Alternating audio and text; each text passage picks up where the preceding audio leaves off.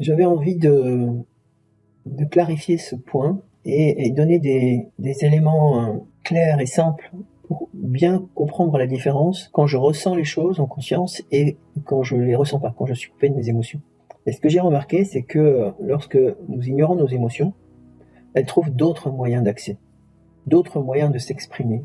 Par exemple, le stress, le conflit, les incompréhensions, les maladies, les accidents, etc., etc. Donc on ne peut pas éviter, qu'on le veuille ou pas, c'est important de prendre conscience que les émotions agissent sur nous. Et à l'inverse, si nous prenons vraiment le temps de les observer, alors elles deviennent des alliés. On fait de nos émotions nos alliés, nos messagères, on les appelle comme on veut.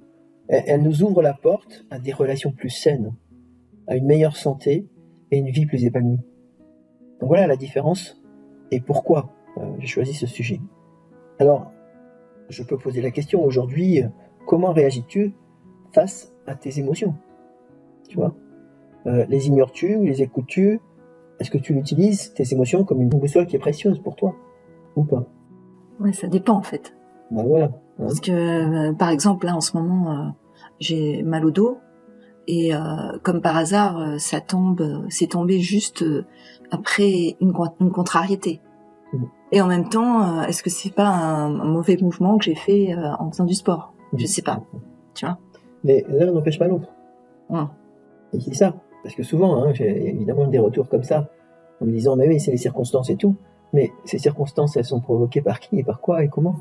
Alors, moi, j'ai pas d'a priori, je donne juste des pistes, mais je pense qu'effectivement, compte tenu des expériences que j'ai pu avoir ces 20 dernières années, il y a des similitudes entre le physique et l'émotionnel. Oui. Alors, je prends l'exemple d'une cliente qui était tout le temps en colère. Et elle n'arrivait pas à se retenir, elle était directrice dans une entreprise de service. Et ça l'a gênée énormément, et ça gênait évidemment son environnement. Surtout pour une femme, c'était pas bien accepté dans l'entreprise. Et donc on a travaillé sur sa colère. Et on a fait en sorte qu'elle arrive à toucher la colère noyau, la colère d'origine qui l'empêchait de vivre normalement dans son entreprise, de travailler, et qui la submergeait tout le temps. Et après ça, c'est pas qu'elle n'a plus eu de colère, elle a eu des colères, mais naturelles. Des colères spontanées, des colères qui n'étaient pas envahissantes, qui étaient justes. Parce que souvent on me dit, oui, mais si je fais de l'intelligence émotionnelle, je vais plus avoir d'émotions. Non, pas du tout. Au contraire, l'émotion, c'est très naturel. Donc voilà un exemple. Alors, j'ai préparé un petit tableau pour bien voir la différence dans les différents secteurs de la vie.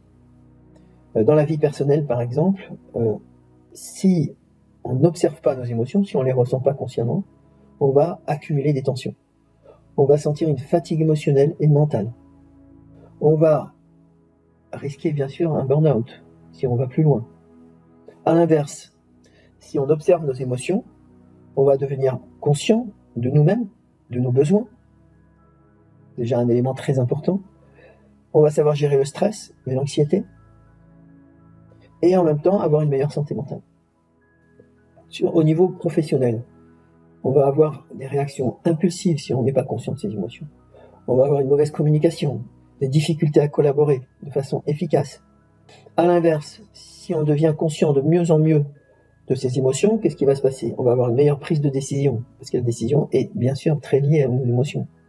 On va avoir la capacité de résoudre les conflits sereinement et augmenter notre créativité, parce que la créativité, elle dépend aussi de notre niveau de détente dans le corps. Rien que ces deux éléments au niveau personnel et professionnel, ça fait vraiment une différence très importante. Mais il n'y a pas que ça. Dans les relations interpersonnelles, c'est la même chose. Quand on n'écoute pas ses émotions, on va avoir des malentendus dans ces relations. On va créer des relations qui sont tendues, voire superficielles, parce qu'on n'ose pas aborder. On va aussi avoir des difficultés à exprimer ses propres besoins. À l'inverse, si on a intégré cette habitude d'écouter nos émotions, il va se passer quoi? Une meilleure communication, donc plus authentique, avec les autres, ce qui va changer les relations. Une empathie accrue. Et enfin, une meilleure gestion des conflits, très important. Et on a tous les jours des situations de conflit au travail, dans les relations de couple, dans les familles. Dans les familles. Voilà, je ne vais pas donner toutes les informations parce qu'on n'a pas beaucoup de temps, mais c'est un élément. Alors, qu'est-ce que je conseil, qu'est-ce qui est important? Moi, ce que je propose, c'est de commencer dès aujourd'hui par un exercice très simple. Lorsque tu sens ou tu ressens une émotion forte, prends une pause. Pose-toi 3 questions. La première, qu'est-ce que tu ressens vraiment? C'est simple. Et crois-moi, quand tu es dans l'émotion, c'est pas facile. Mais prendre l'habitude, c'est s'entraîner. C'est ce qu'on fait dans les trainings.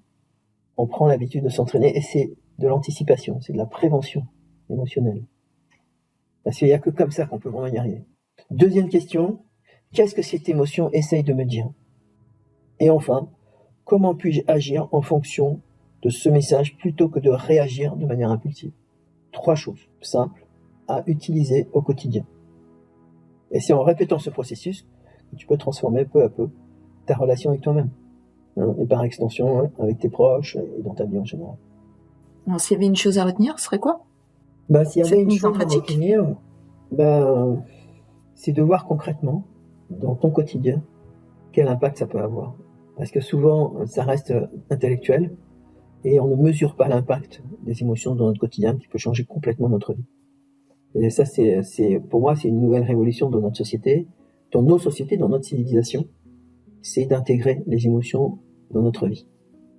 On en parle de plus en plus. Voilà. Ok, merci. Si tu aimes cette vidéo et que tu veux nous encourager à continuer, nous t'invitons à t'abonner à la chaîne, à liker l'épisode et à laisser un commentaire pour nous donner ton avis. Tu peux aussi partager cette vidéo avec ton entourage si tu penses que ça peut les intéresser. Si tu as envie d'aller plus loin, Gilles propose des trainings et coachings en intelligence émotionnelle. Retrouve toutes les informations sur le site odyssemotion.com.